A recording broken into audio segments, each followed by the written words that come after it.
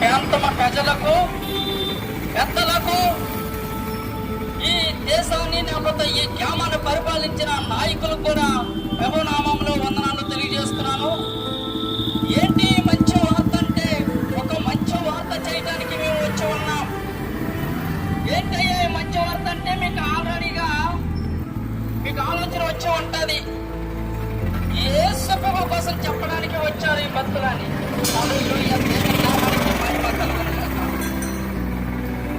ఒక మంచి వార్త చెప్పడానికి వచ్చాం. ఒక గ్రామంలో ఒక నలుగురు వ్యక్తులు ఉన్నారట. ఆ నలుగురు వ్యక్తులు కూడా గ్రామం పెట్టిన పేరేంటంటే వీళ్ళు తిరుగుబోతారు. ఈ గ్రామ పేరు, ఈ నలుగురు కూడా తిరుగుబోతారు. వీళ్ళు ఎందుకు పనికిరారని అనుకున్నారు ఆ గ్రామస్తులు. అప్పుడు అక్కడ వ్యక్తి బాధపడుతున్నారు.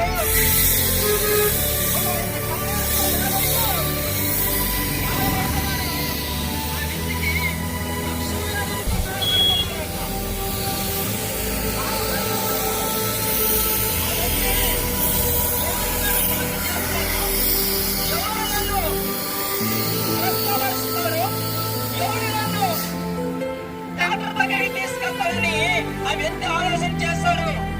అప్పుడు ఏ తిరిగిపోతారో అని అనుకోవడము, ఎందుకు పనికిరారని అనుకోవడము, ఆ నలుగురు వ్యక్తిని పట్టుకొని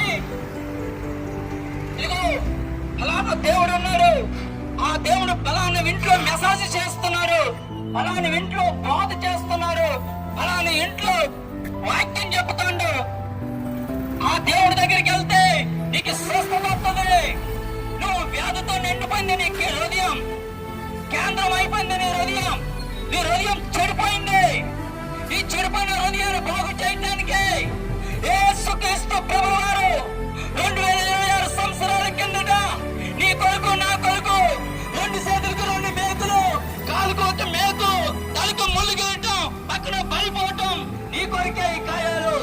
మానవుడు ఒక పాపము ఏలుబడి చేస్తుంది. మానవుడు ఏం చేస్తున్నాడు అర్థం అవట్లేదు. ఈ రోజుల్లో చూసుకున్నట్లయితే మొదట దినాన్న ఒక వ్యక్తి బీరాలు చంపేశారు మొక్కలుగా.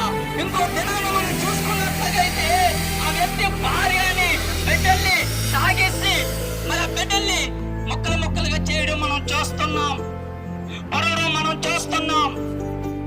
ఇది మనిషిని తప్పు కాదు. మానవుడు ఒక హృదయం చెడిపోయింది. అన్ని వ్యాధులకు మందు ఉంది, కానీ మనిషి హృదయం చెడిపోతే దానికి మందు లేదు. ఆ మందు యేసుక్రీస్తు రక్తం మాత్రమే.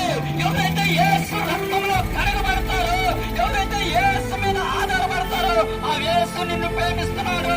ఆయన ప్రేమ గల దేవుడు, ఆయన జాలి గల దేవుడు, నిన్ను ప్రేమిస్తున్నాడు. యేసుక్రీస్తు ఏ బాధతో ఉన్నామేమో, హృదయంలో వ్యాధంతో ఉన్నామేమో, లేకపోతే ఎందుకు బతుకో ఆత్మహత్య చేసుకుంటే మంచిదని ఒక ఆలోచన చేస్తున్నామేమో, చచ్చిపోతే మంచిది అనుకుంటున్నామేమో.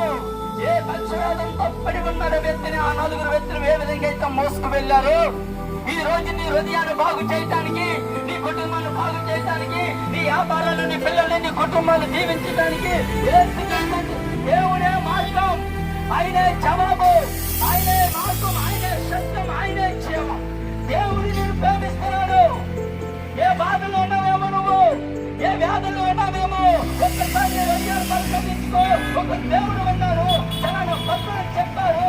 ఆ దేవుని నువ్వు తెలుసుకుంటే పరలోకమని, పుణ్యలోకమని, వైకుంఠ లోకమని, ఆ లోకానికి వెళ్ళాలంటే మానవుడు పాపంతో చనిపోతే పరలోకం వెళ్ళడు, పాపంతో జీవిస్తే పరలోక రాజ్యానికి వెళ్ళడు. చనిపోయిన తర్వాత ఇంకొక జీవితం ఉంది, చనిపోయిన తర్వాత ఇంకొక రాజ్యం ఉంది. ఆ రాజ్యాన్ని ప్రకటించడానికి పరిశుద్ధాత్మ దేవుడు పంపి ఉన్నాడు.